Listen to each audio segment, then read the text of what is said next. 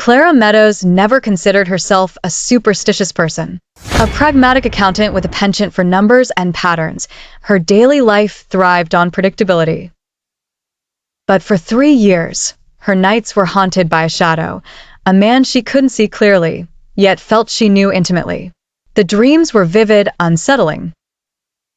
They whispered secrets in the dark corners of her mind and vanished with the morning light, leaving her with a sense of yearning and dread she couldn't shake.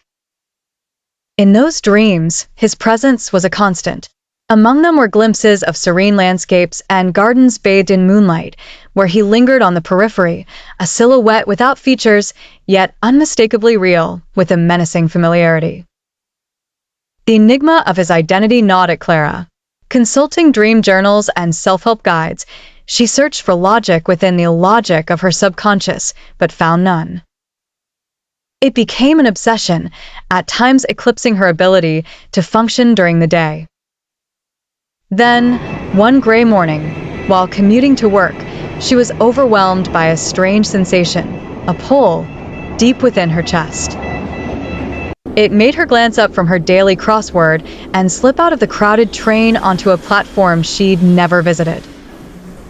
The air was thick with the musty odor of forgotten dreams. As she wandered deeper into streets that seemed vaguely familiar yet unfamiliar, Clara felt it, the eerie déjà vu of her nightscapes. It was there she saw him, a man in an old trench coat, feeding crumbs to pigeons in a sun-dappled square. Her heart galloped. He looked up at her sharply, their eyes locking for a split second that stretched into eternity. His face, suddenly clear, was neither handsome nor grotesque, yet marked by a dread indescribable. A sly smile spread across his face, as if he was aware of Clara's dreams all along. He motioned subtly, as if to beckon her. Clara felt the tug at her soul. Should she approach him or turn away? As uncertainty warred with curiosity, a bus rumbled past, breaking the spell. When Clara looked again, he was gone, taking with him a promise, a threat, both nebulous and potent. Returning home that evening, Clara pondered the encounter, still feeling tethered by the invisible threads of an unfinished tapestry. Sarah blinked, rubbed her tired eyes, and stretched her arms, feeling the weight of sleep still gripping her. Her tiny apartment was bathed in the warm hues of the setting sun, casting long shadows on her walls. It had been another exhausting day at the office, filled with the usual humdrum of marketing deadlines and corporate chatter. More importantly, she'd woken up again with the haunting image of the man from her dreams etched into her memory, as vivid as if he'd been standing right by her bed. For 3 long years, this enigmatic figure plagued her sleep, repeating the same cryptic warning. The first time, Sarah dismissed the dream as a product of her own overworked mind. But soon, the recurring episodes took on a life of their own. His forewarning hung heavy, an intangible shroud wrapping tighter around her consciousness. One evening, the air in her apartment felt different, thicker somehow, laden with an oppressive humidity despite the gentle Cairo breeze seeping through the window. Lost in thoughts of the dream man, Sarah caught movement in the corner of her eye. It was nothing, just a shadow. She shook her head, berating herself for succumbing to paranoia. But as she moved about the room, preparing a small meal, a chilling shiver ran down her spine. It was that feeling, a sensation as if she was not alone, as if someone or something watched her without her knowing. Her heart hammered in her chest, the words from her dream echoing louder than ever. Not all of them are human. The sound of shuffling footsteps on the creaky floorboards made her freeze.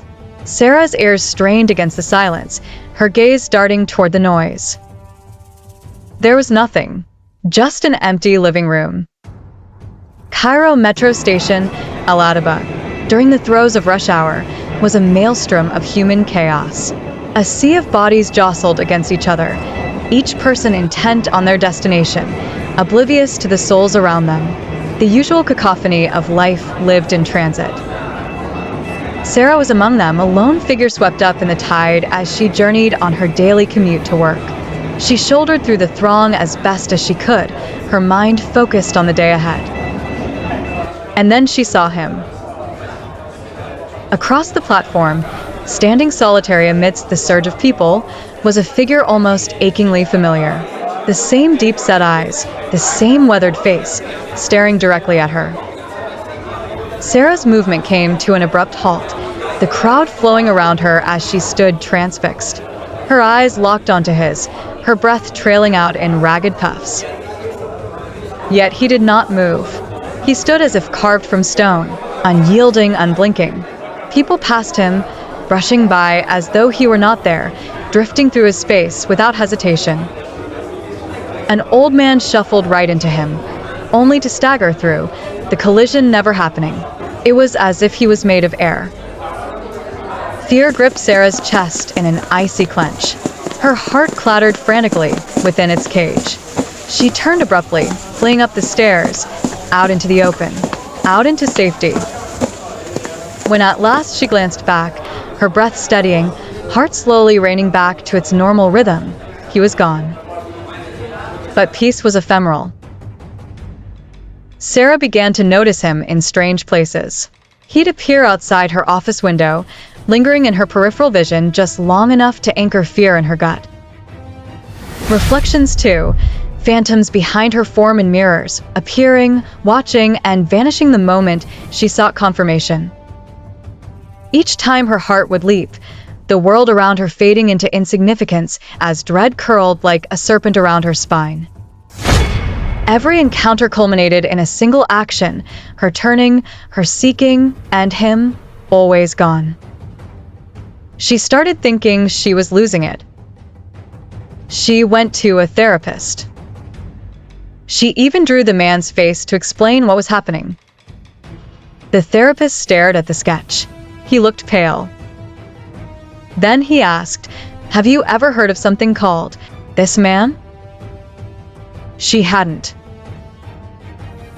He opened his laptop, typed something in, showed her the exact same face. People from all over the world, America, India, Japan, Russia, all had seen him. In their dreams. The therapist tried to stay calm, told her it was just a shared subconscious image, a collective archetype. Nothing real, he said. But she saw it in his eyes. He was terrified too. Fire the last dream. He didn't speak this time. They were in a room full of mirrors. Sarah stood in front of him. Every mirror reflected both of them, except one. That mirror showed only him. She woke up screaming.